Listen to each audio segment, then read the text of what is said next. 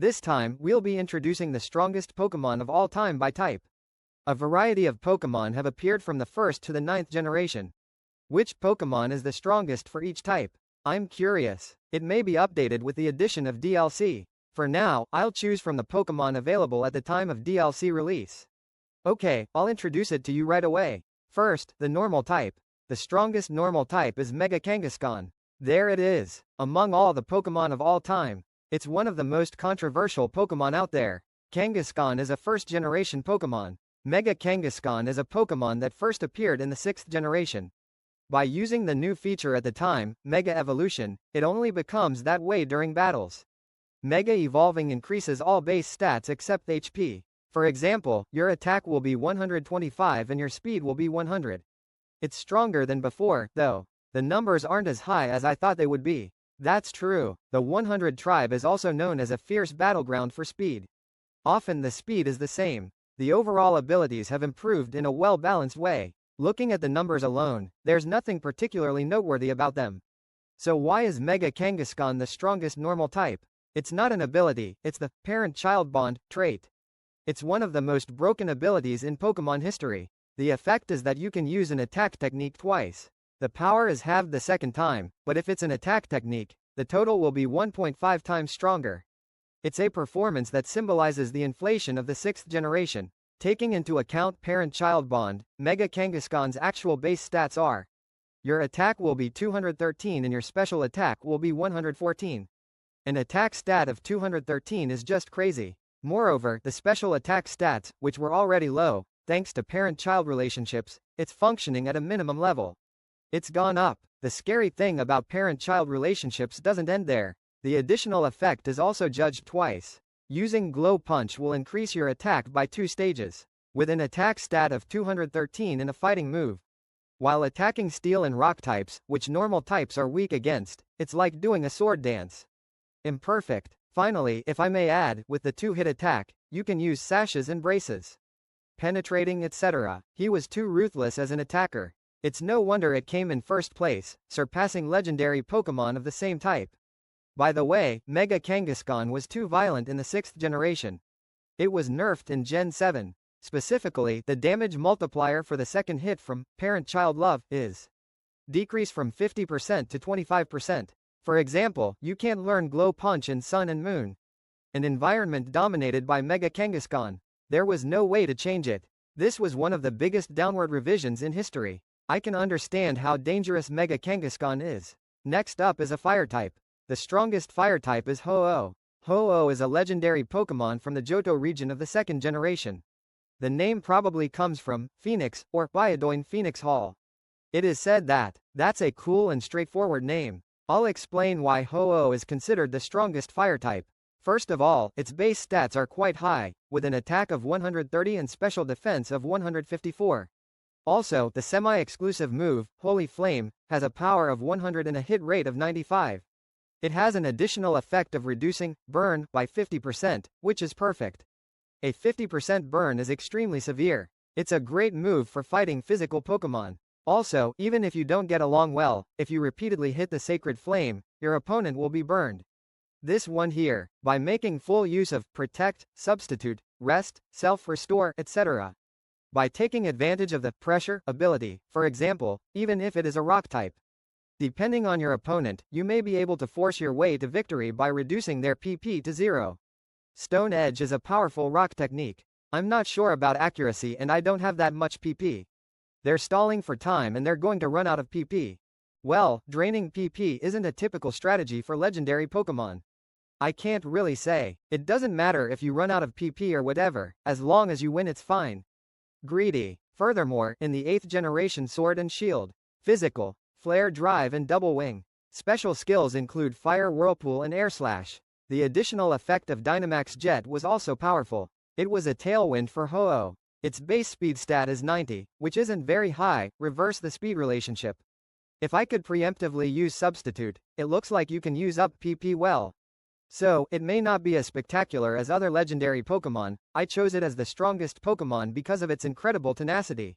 In addition to its high original special defense, it also stops physical attackers with burns. There's no gap. Next up is the strongest water type. This one is pretty much unanimous. Primal Kyogre. It's Kyogre after all. Water types are of course the strongest. It's one of the best performing types out there.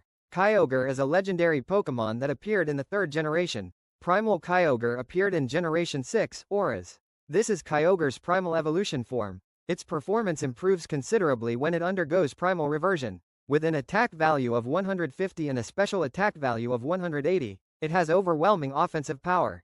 The Sea of Beginnings ability changes the weather to strong rain, and combined together, the firepower of water techniques becomes no joke. God gave Kyogre too much. Your belongings are bound by the red ball. In addition to the original skill, Salt Blowing, with the same power as Hydro Pump, it eliminates the worry of hitting the target. You can use the current situation. Basically, the weather is not overridden. It's a damn good spec. Other weather patterns that were popular at the time, you'll be reduced to nothing before Kyogre. However, there was a problem with the top weather conditions frequently fighting over each other. Its counterpart, Primal Groudon, has the ability, End of Earth. It's fatally weak because water techniques are ineffective. It allows for exchanges to be made. This was pretty tough. This is how the match was born.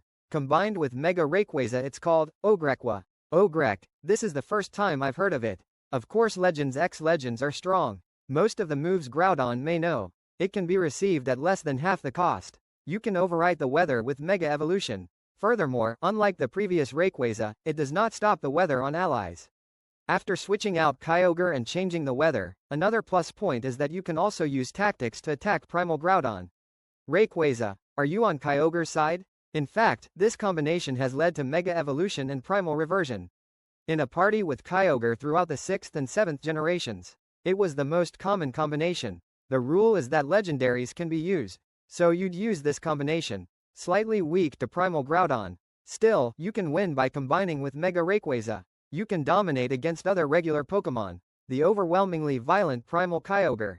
It's the top water type.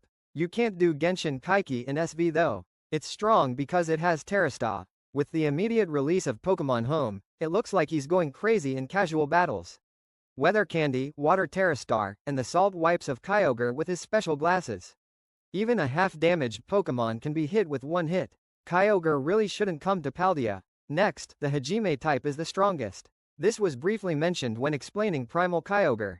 It's Primal Groudon. Wow, the pair that is firmly in control is Hoenn. Pokémon fans rejoice. Primal Groudon is Groudon's primal evolution form. Its base stats are quite high, with an attack of 180 and a special attack of 150.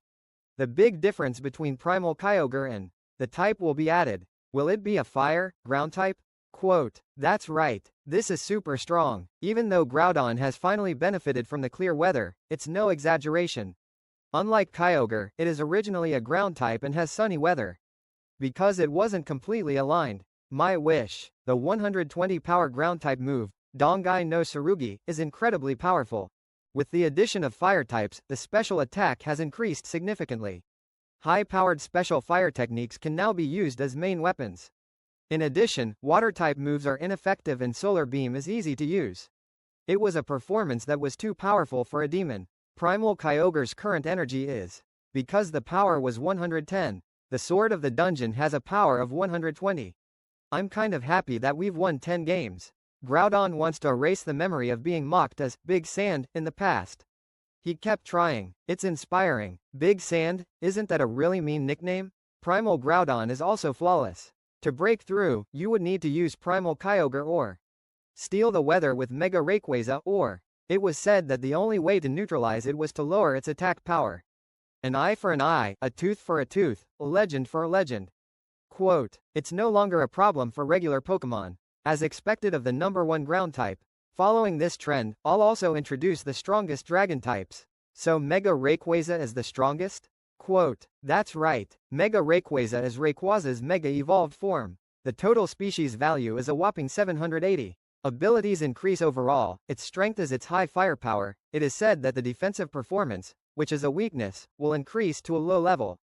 It's a scaled-up version of Rayquaza's abilities. Even though it's already strong, even the species value distribution is perfect. That's too much favoritism. Hoenn region Pokémon are often. The distribution of species values is disappointing, in many cases. The distribution of Pokémon that came afterwards was also disappointing. It was mocked as being Hoenn distribution. This is a good amount to wipe that out. Stop badmouthing by vanilla. Furthermore, the ability Delta Stream is also quite strong. The effect is to change the weather to Rankiryu state, except for the land of the end and the ocean of the beginning.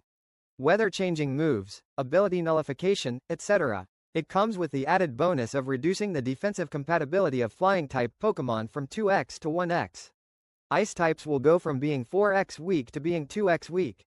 Is that right? That's right, that makes it harder to get one-shotted. It's become possible to operate quite stably. Isn't it a bit unfair to have such a tough defense? In addition, the conditions necessary for Mega Evolution are: all he has to do is learn the special technique, Garyo Tensai. In other words, even if you don't have any items, as long as you have the skills. It's a rule-breaking Mega Evolution Pokémon that can Mega Evolve. So does that mean it's possible to have a choice headband or a life orb? That's right, Mega Evolution is achieved by fixing the Mega Stone as the item. It was a balanced design. Such common sense doesn't apply to Mega Rayquaza. What kind of lawless Pokémon is this? Thought up by an elementary school kid. It's the strongest dragon Pokémon, one of the most powerful types of Pokémon. Is this level of performance good enough? Well, I understand wanting dragons to be the strongest. I'll close my eyes. Next up is the strongest grass-type Pokémon. The strongest grass-type Pokémon is Rillaboom. Wow, even more than legendary Pokémon and Mega Evolutions. It's amazing that they chose normal Pokémon, and even starter Pokémon. I had a hard time choosing the best grass type. Let me explain about Gorillander. Gorillander is the final evolution of Sword and Shield's grass starter, Grookey. The base stats are 125 attack and 60 special attack. It's easy to see that it's more of a physical attacker. The traditional starter Pokémon seem to have more dual-wielding stats, but this is the most efficient allocation of physical specialization. It's really good. As for the technique, the drum attack is a surefire way to lower the opponent's speed while attacking. It's simple yet powerful, and has a wide variety of sub-weapons. Grass-type Pokémon tend to have a narrower range of moves. Gorillander's range is pretty good. He was active in the early days of Sword and Shield. After a while, Dijet started to become popular. The usage rate dropped suddenly. That's right. As expected, it's an unfortunate grass type, so the headwinds are strong. However, since the Glassmaker trait was released, in addition to the high specs, the new technique, Glass Slider, added in the Isle of Armor is a preemptive move with a power of 91 when used on a grass field. In terms of firepower index, it is equivalent to Talon's Brave Bird. It was comparable. The trauma of the 6th generation. Nothing good ever happens when you use high damage preemptively. Even in SV, Dragonite's normal Terrastar attack is. It's obvious from the way it's wreaking havoc. In addition to this, a bullying move that is not affected by the grass field, 10,000 times powerful. Cat Trick, Butterfly Trick, Knock Down, and Turn Around. There are also plenty of small tricks, and you can even use Yatami tactics. You can deploy a variety of tactics at a high level. Being unable to read the pattern is extremely powerful in PvP. Urshifu and the techniques taught in the Isle of Armor have been released. In Sword and Shield Season 8, he was ranked 2nd in singles. In the double category, he achieved the feat of taking 1st place. The environment can't withstand the Gorillander's Glass Slide. The impact on the environment was huge, with water types suddenly declining. You can't do anything because they'll be wiped out by preemptive attacks. With the introduction of Talonflame, the number of fighting types has decreased dramatically. They look very similar, although its usage rate has decreased since then. This extremely unlucky grass type has taken over the environment. He's definitely a rising star for grass types. Even if the original type is unfortunate. I can't believe how far you can go depending on how you mesh. That's what's interesting about Pokémon. I hope Meganium follows suit. Regarding Meganium, we can only hope for a Mega Evolved, Mega Meganium. What's with all those duplicate names? Next up is the electric type. The strongest electric type is Zekrom. Zekrom is from Pokémon White. This is the Pokémon featured on the jacket. DS titles include White and Black 2 inches. If you buy it the wrong way, you won't be able to encounter this Pokémon. How many elementary school students have been fooled? The reason why Zekrom is the strongest is, first of all, it has super excellent stats that live up to the name of a legendary Pokémon. In terms of stats, Dialga's attack and special attack have been swapped. In addition to the highest attack value of 150 for electric types, defense and special attack are also high. He also has 2 special moves, Cross Thunder and Raigeki.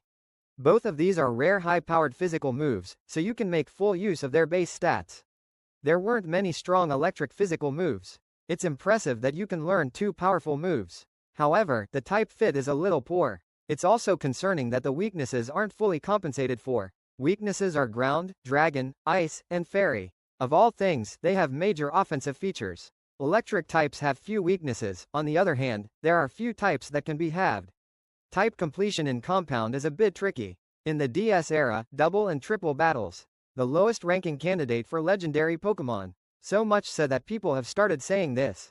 Is it true that legendary Pokémon are at the bottom? Just hearing this makes me think of Zekrom. I can't believe that electric types are the strongest. Are you okay? Quote, the turning point will be Sword and Shield. It will be held as a battle to release mythical Pokémon. In Sword and Shield ranked Battle Series 13 rules. Does not reduce the versatility of anti-Marshadow parties in single battles. It has become a valuable countermeasure Pokémon. If you have Dragon Dance loaded, even with Groudon and Xerneas, which have type compatibility advantages, impossible to receive. With the ban level now unlimited, it's easier to take care of opponents you're weak against. It works well with Kyogre and Yveltal, whether they're enemies or allies. Type matching Dieter. Type compatibility is advantageous. These factors are a driving force. As of September 2022, it is said to be the fourth most used. It was a big breakthrough. Legendary Pokémon from the bottom to fourth place. It's a Cinderella story. By Dynamax. I was able to thrive in an environment where Dijet was rampant. Depending on the environment around you, you will be able to climb higher and higher. The weak Zekrom from back then is no longer around. I'm sure you can trust me. Next up is the strongest ice type. This is a White Badrex. A relatively new selection from Sword and Shield. White Badrexes are psychic, ice types. Its base stats are 165 attack, 150 defense, and 130 special defense. It's a big improvement and has the same slow physical properties as Blizzard. Although it has more weaknesses than Blizzard, unless you have a lot of firepower, it's impossible to take it down in one hit. My compatibility with Jakuten Hoken has improved even more. But wouldn't it be tough if a legendary Pokémon exploited your weakness? Quote, don't worry about that, if you put 252 points into HP. Attack-focused Necrozma, Dusk Main Meteor Drive. Special attack Necrozma, Dawn Wing Shadow Ray. Because I can stand it. It's so hard, I can use my insurance with confidence. The feature that makes White Bud the strongest is that the special move Blizzard Lance is there. It's a full-scale attack with a power of 130 and a hit rate of 100, with no drawbacks. It's an incredible spec. A power of 130 without any drawbacks is too strong. Attack 165, type matching area attack with power 130 after activation of electrocution. It is possible to destroy the opposing party in an instant. If you can get it through well, it will decide the match just like Kyogre. This type was a big threat in the first generation. Ice, Psychic type White Buddy. Boasting such high performance, it was unrivaled in the Sword and Shield environment. It's kind of touching. Ice and Espers have a lot of problems with defense. In the 9th generation, Terrastar. Now we can change this poor resistance. I'm looking forward to seeing what happens from here on out. If you change the type, the activation of the Guardian will. It will be difficult though. Blizzard Lance is powerful. Maybe something can be done? Quote, next up is a fighting type. The strongest fighting type is Mega Mewtwo X. Same as Mega Rayquaza, legendary Mega Evolutions are definitely strong. Mega Mewtwo is one of Mewtwo's Mega Evolutions. Type is Psychic, Fighting. Its base stats are 190 attack, 154 special attack, and 130 speed. It's easy to understand that he's a super attacker. The attack is the same as before, but the attack has increased dramatically. Its attack stat exceeds that of Deoxys attack form. It's number 1 among all Pokémon. Moreover, the special attack value hasn't decreased, so it's possible to use both. I've never seen such a high-level dual-wielding Pokémon. For type-matching reasons. In fact, its Hyper Beam and Focus Blast are more powerful than Mega Mewtwo-wise. It can also be used against Steel and Dark types, which Psychics have a hard time dealing with. It's amazing that it can have damage power of over Y and attack power. Also, don't just hit them one-sidedly with high-powered techniques. Drain Punch and Build Up can also be learned. You can also use the Builder type. Once they've built it, it'll be really difficult to break through physically. A 190 followed by a Drain Punch will help you recover your stamina quickly. This is not a good strategy for Mega Evolution legendary Pokémon. Next, we'll introduce the strongest poison-type Pokémon. The strongest poison type is Eternatus. It's true that Eternatus is probably the strongest. Poison types have had a long history of being underserved, excluding Ultra Beasts, because the only legendary Pokémon are Eternatus and Arceus. I think a lot of viewers think that way. Eternatus is a poison, dragon type. It's a legendary Pokémon that first appeared in Sword and Shield. Its stats are very good as a special attacker. No matter what you look at, there are no gaps. Furthermore, its total base stat is 690, which exceeds that of many banned Pokémon. It's true that the total base stats of banned Pokémon are almost the same. Eternatus was slightly ahead. It's time for the oppressed poison types to strike back. I hope you'll be lenient with a little positive stuff. The reason why Eternatus is so strong is, it's great for being a high-speed special attacker. With excellent base stats of 145 special attack and 130 speed, it surpassed Gengar, who had the highest special attack among poison types, to take the top spot. On the contrary, Gengar had always been in first place up until that point. It's also unfortunate that it hasn't been repainted since the original Sludge Wave with Dynamax and Power. He has a stable set of techniques with good accuracy. As a sub-weapon, it has a Firebomb that is strong against Steel. It has some pretty good moves, such as the Meteor Beam, which can increase special attack power on its own. A moveset that makes full use of the species stats. In addition, it has excellent durability with HP 140, Defense 95, and Special Defense 95. Healing move Self-Recovery and stacking move Cosmo Power. Toxic is guaranteed to hit, and Magical Flame lowers the opponent's special attack. The best part is the pressure of the trait. It's hard to describe, but it's a pretty creepy move. What do you think about that expression? Well, I'll take it as a compliment. Legendary Pokémon with pressure is strong, as I explained with Ho-Oh. This is also an unlikely legendary model. As long as I win, anything is fine. I'll accept it now. Next up, we'll introduce the strongest flying types. It's a dark, flying type Yveltal. Yveltal is a legendary Pokémon that first appeared in Pokémon XY. It's rare for a legendary Pokémon to have any big, special abilities. Compared to other legends, he seems a bit jack of all trades. On the other hand, it's a good balance. Well balanced and highly durable with both physical and special attacks. The big advantage is that the speed is 99, which is faster than the 90 in the Fierce Battle Zone. It doesn't come close to the Fierce Battleground of the 100 Tribes, though. If it's highly durable, it won't be that much of a problem. Furthermore, its ability is Dark Aura. While Yveltal is in battle, used by all Pokémon on the field, it has the effect of increasing the power of Dark-type moves by 1.33 times. The odds are a little lower than when it's sunny or rainy. Dark types are pretty effective, so this buff is nice. Additionally, recover 75% of the damage dealt. It even has the super value move Deathwing. Giving this to a highly durable Yveltal? That's so mean. In summary, Yveltal is durability that can withstand most attacks in one hit. A special attack technique with powerful recovery abilities. It has high shooting performance due to its easy penetration and high-powered dark techniques. It has earned the title of strongest flying type. Have you always been at the forefront in previous environments? That's right. It also works well with Z moves and Dynamax. He was quite active. In the 8th generation, there is a condition that there is only one banned legendary in the party. Even in seasons where it is open, it was competing for the top spot in usage rate. To be chosen among so many banned legends. If you use it, you'll understand its strength even more. Next up, we'll introduce the strongest psychic types. The strongest psychic type is Eclipse Necrozma. What? It's not Mewtwo or Mega Mewtwo. Why I was really unsure about which to choose. Eclipse Necrozma is pretty strong. First, regarding the species values. As a legendary Pokémon, all stats except HP and speed are over 100. In particular, his attack is 157, which is the highest for all Pokémon. That's a pretty high standard. Over 150 is pretty reliable. Furthermore, regarding durability, combined with Steel, which is the most resistant type, by overlapping the weak spot reducing Prism Armor, it's incredibly stable. There are many halves, and even if a weakness is exploited, it can be mitigated. It seems like it'll be no problem even facing a bunch of forbidden monsters. In terms of performance in matches, in the 8th generation legendary battles, its compatibility with Dynamax was noted. High HP due to Dynamax and durability due to Prism Armor. By using both Daysteel and Dayearth together, it can be fortified. It has transformed into an extremely strong Pokémon. I've heard it many times today and I'm convinced. High durability legendary Pokémon are too troublesome. After Dynamax is released, you can recover with Morning Sunshine. By using up the durability savings you've made, you can stack, Dragon Dance, and so on. I did whatever I wanted. I thought it was a durable type, but suddenly it was equipped with Dragon Dance. That's pretty annoying for your opponent. Although its speed is slow, its attack stat is over 150.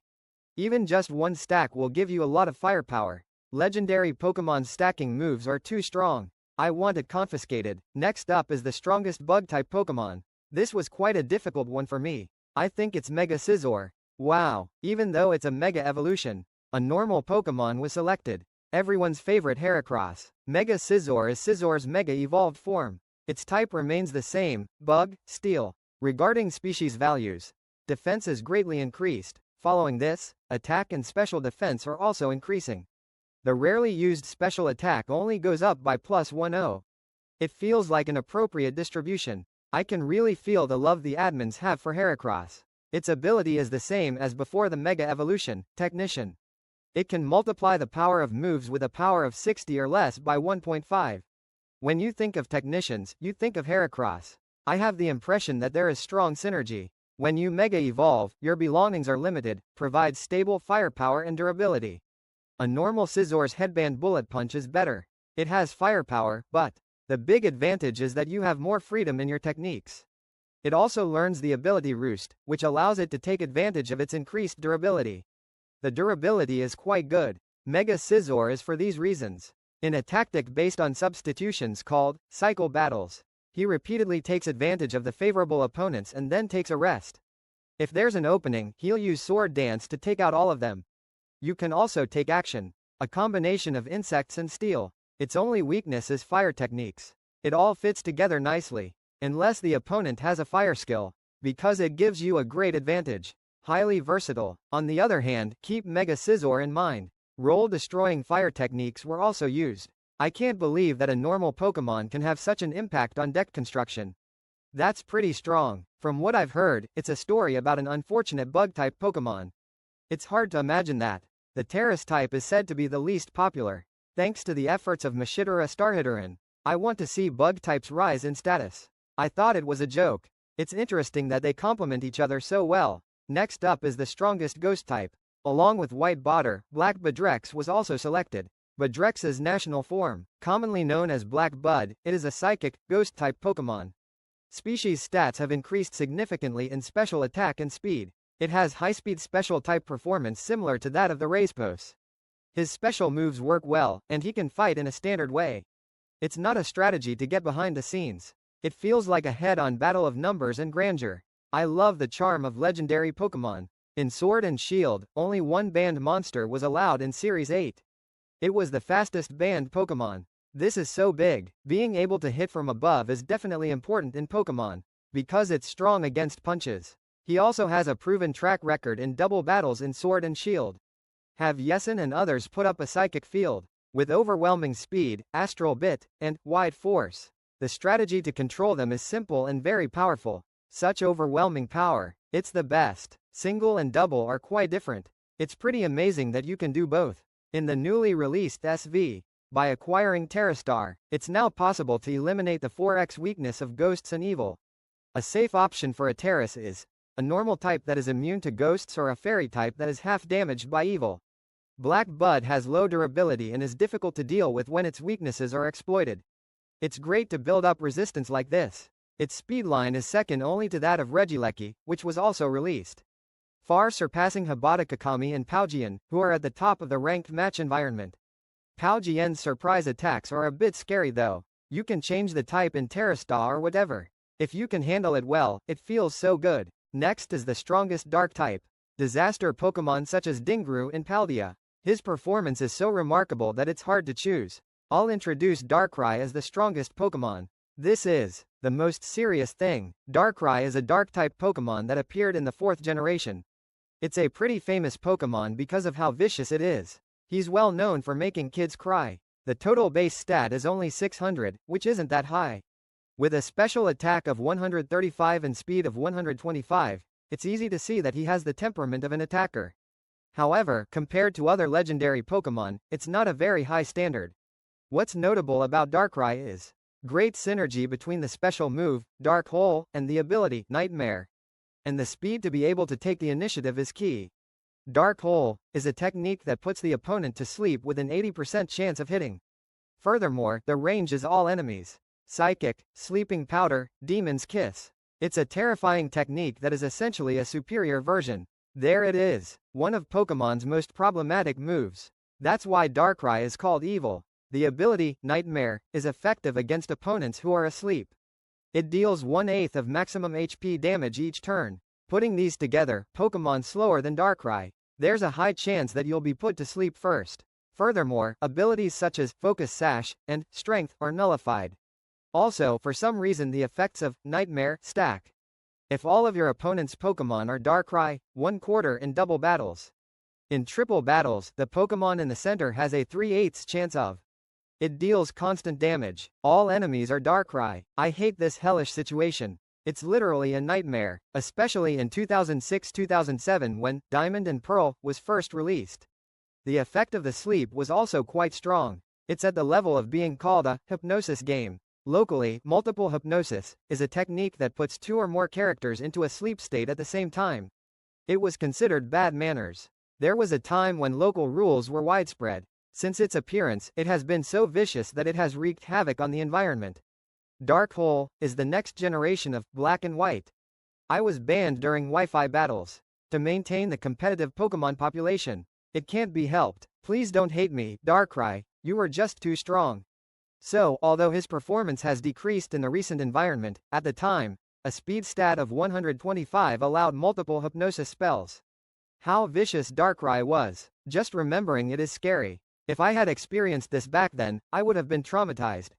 I think he quit Pokemon. Next up is the strongest Steel-type Pokemon. The strongest Steel-type is Dialga. Oh, another one from Diamond and Pearl after Darkrai. Dialga is a Steel, Dragon-type Pokemon. Its base stats are slightly low in speed. All other stats are over 100. Among them, the special attack is quite high at 150.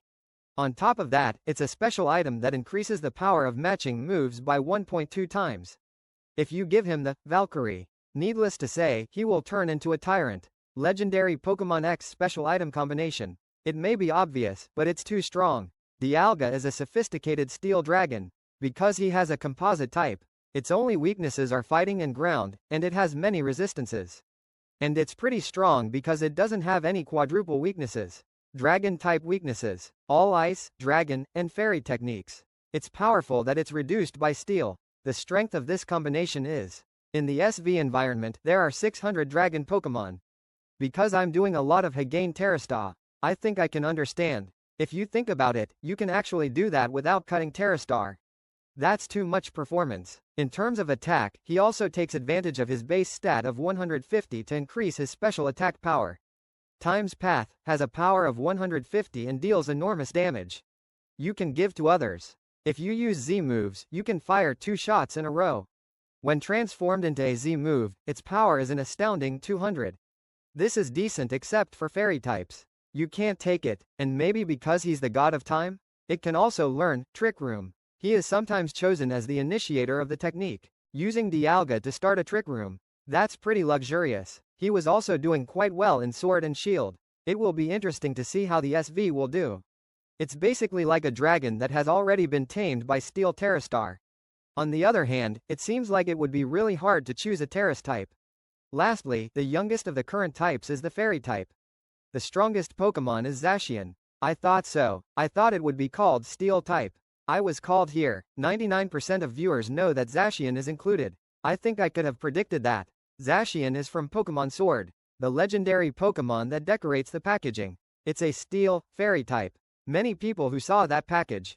People say I bought a sword instead of a shield. It's so cool it gives me goosebumps.